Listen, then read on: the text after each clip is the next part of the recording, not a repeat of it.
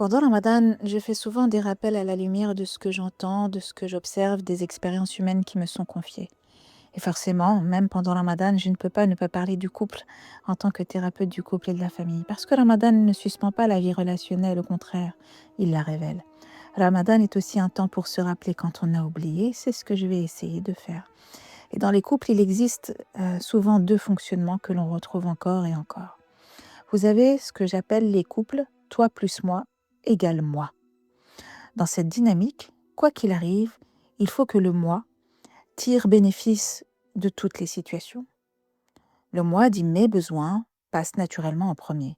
Je reçois plus que je ne donne dans cette configuration. Même inconsciemment, je me place au centre. Mes choix, mes envies, mon confort émotionnel deviennent la référence du couple. Et même quand l'autre valorise, j'accueille. Quand l'autre donne, je prends. Mais la réciprocité ne vient pas spontanément. Pour exemple, ah, il est beau ton khamis pour aller au jama. Et la réponse sera simplement merci. Pas par méchanceté, mais parce qu'intérieurement, le regard revient toujours vers soi. Toi plus moi, égale moi, tu confirmes ce que j'ai besoin d'entendre, moi.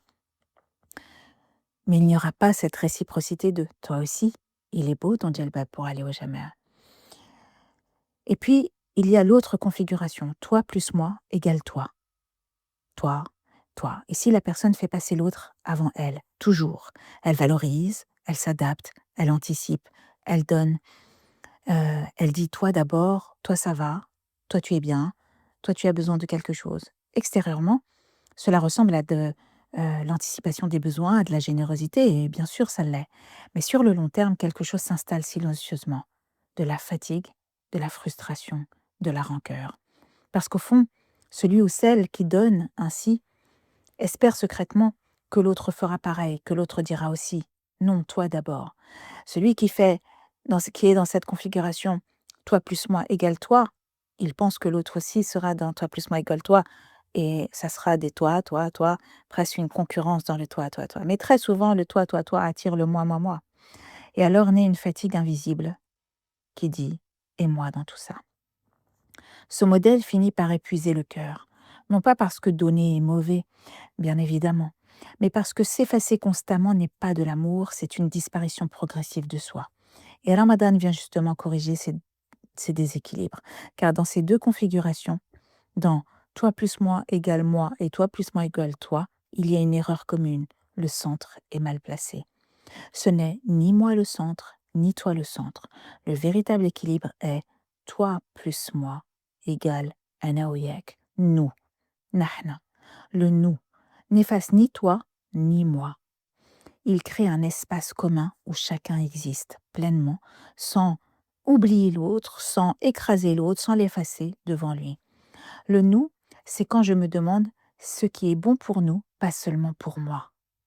Le nous, c'est ce qui préserve notre paix, pas seulement ma paix à moi et mon confort à moi.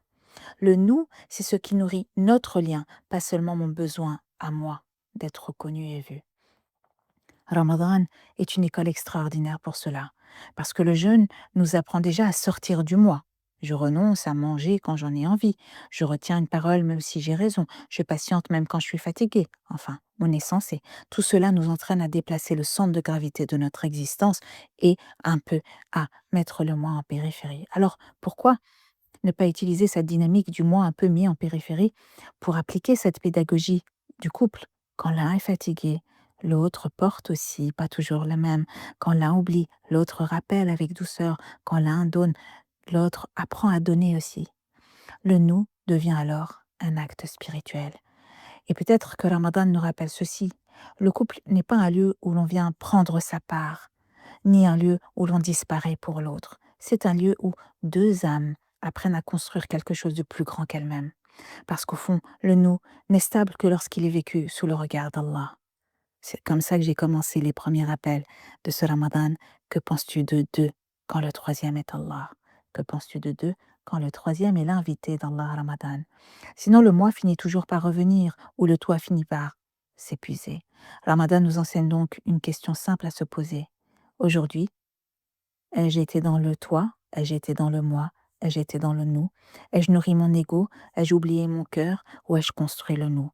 Car le véritable apaisement du couple commence lorsque deux personnes cessent de se battre pour exister séparément et commencent à protéger ensemble ce troisième espace fragile et précieux, le nous devant Allah.